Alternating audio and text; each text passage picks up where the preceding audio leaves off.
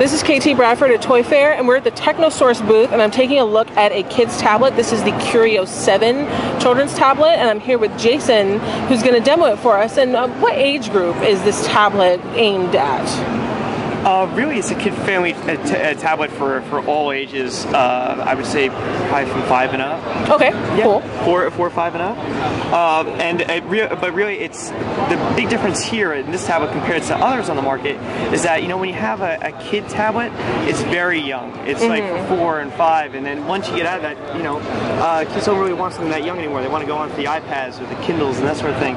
With this, it's really an interface that can be great for a kid from 4 to 14. But it's also great for adults too. It's the first really family tablet that's kid-friendly, and I'll show you some of these great kid features. Awesome. So this is the interface here, and you have all your different icons and buttons to be able to go to different things like search and calculator.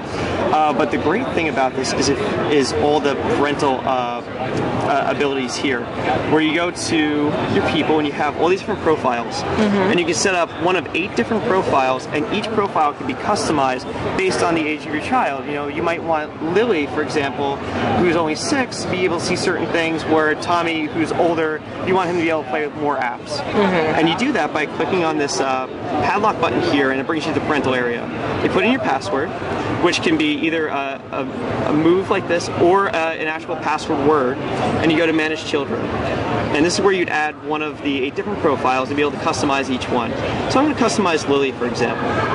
And there's all these different customizable radio buttons that come up. You know, for example, if we go into internet access, from a top level, I can give her full internet access, which isn't recommended.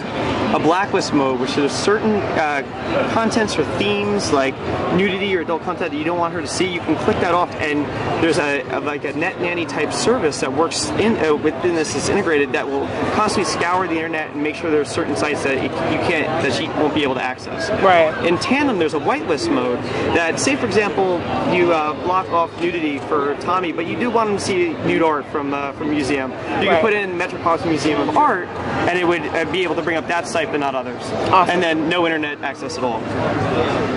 So like I was saying, you can go into the blacklist, and all these different categories come up.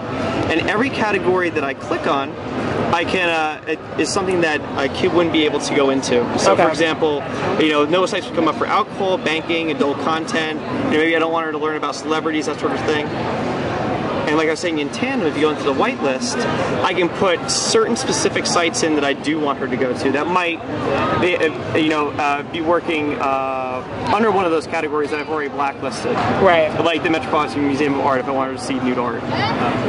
And then I can also go into these applications here, where within our Kurio marketplace, it all works off of Android, but there's no apps that can be in the marketplace that have microtransactions or in-app advertising. So so kids won't be able to like do the thing with the Smurfs Village where they spend all their mom's money buying in-app things. You don't have to worry about them buying cows and farms and things like that. Right.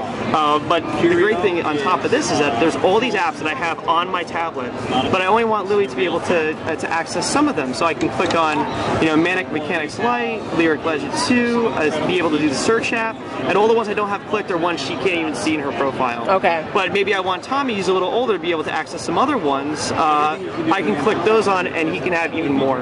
Okay. So basically, this is a tablet that can really be shared between 2 kids of different ages, and like what's inappropriate for one is not going to be shown when they log in, and what's appropriate for another will be shown.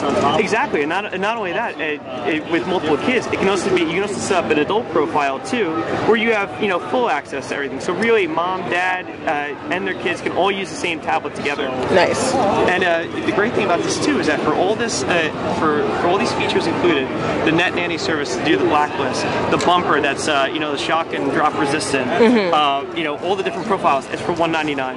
That's not a bad price. That's the same price as the Kindle Fire. So yeah, pretty cool. And you get an SD slot to add more memory, an HDMI out to be able to connect to your TV. Nice. And also a front-facing camera so you can Skype.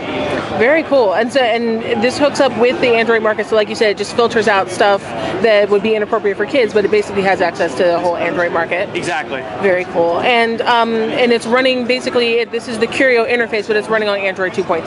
Yes. Cool. And so when is this going to be out? It'll be out this fall. Okay, great. So we will definitely look for this once the holiday time rolls around again. Sounds great. Awesome. So this is the Kurio 7 tablet, and we are at TechnoSource at Toy Fair 2012.